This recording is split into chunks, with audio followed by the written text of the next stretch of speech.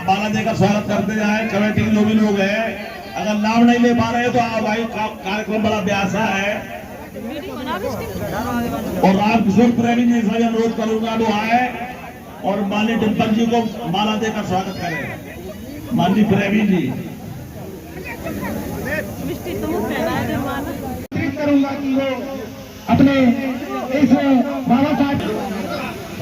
सभी साथी माल्यार्पण के लिए पुनः बताया जा रहा है। माल्यार्पण का कार्यक्रम समाप्त हुआ। अब हमारे बीच में कवि महोदय यहाँ पर उपस्थित है, मैं उनसे निवेदन करना चाहूंगा कि इस अपनी जितने भी जन आज उपस्थित हैं सभी को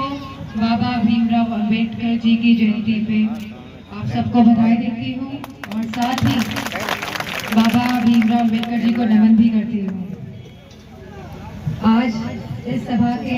आयोजक राजवीर सिंह जी,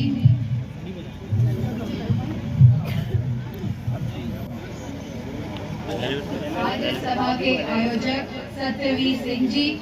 जो कमेटी में बाबा भीमराव अंबेडकर जी का नाम सब लोग जानते हैं क्योंकि उन्होंने भारत के संविधान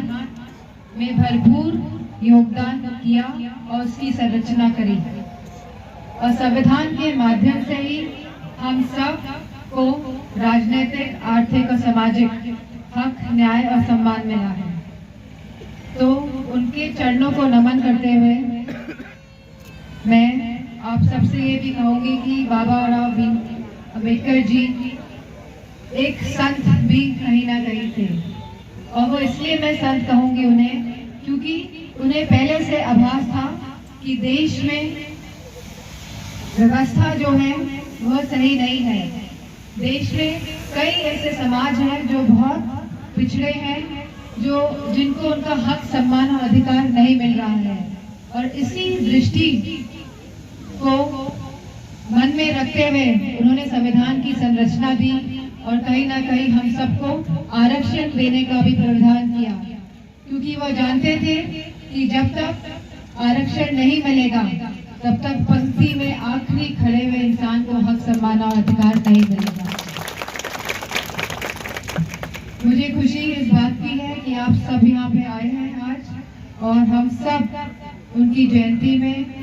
आज एकत्रित होकर उनको सम्मान देने के लिए तो आए हैं और साथ में उनके चरणों में नमन करने भी आए हैं।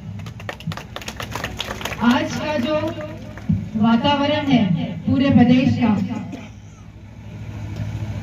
जो लोकतंत्र है उसके बिल्कुल विपरीत इस देश की दिशा तय हो रही है और यह बहुत ही महत्वपूर्ण है कि आने वाले चुनाव में हमारा युवा, हमारी माताएं बहनें और सभी लोग बढ़ चढ़ के हिस्सा लें क्योंकि आज देश के हालात सही नहीं है। कहीं ना कहीं जो लोग शासन में हैं, प्रशासन में हैं, कहीं ना कहीं वह षड्यंत्र भी कर रहे हैं कि संविधान में फेरबदल कर दिया जाए और संविधान के माध्यम से जो हमें अधिकार मिला है उसको भी कहीं ना कहीं ये लोग कम करना चाहते हैं या हटाना चाहते हैं। हम सभी जानते हैं कि आज यह देश पूंजीवादियों के हाथ में दिया जा रहा है और जब देश की व्यवस्थाएं पूंजीवादियों के हाथ में दे दी जाएंगी तो बताइए हमारे बच्चों को नौकरी में आरक्षण कहाँ से मिलेगा।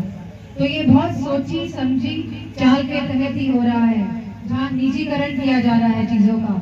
देश की संपत्ति का निजीकरण करके ये हम सब के अधिकारों को कहीं ना कहीं मारना चाहते हैं। मेरे सभी युवाओं से विशेष अपील है कि आप सब जानते ही हैं कि यह सरकार ऐसी सरकार है जिसकी कथनी करनी में खोट है, कहती कुछ है, करती कुछ है और टीवी और मीडिया के माध्यम से दिखाती कुछ है। यह राम की बात तो करते हैं लेकिन वास्तविकता में राम के आदर्शों की बात नहीं करते हैं। यह देश को प्रगलाना चाहते हैं। देश संविधान से चलता है, इस बात को ये लोग पसंद नहीं करते हैं। तो मेरी आप सबसे अपील है, युवाओं से खास तौर पे, क्योंकि ये लोग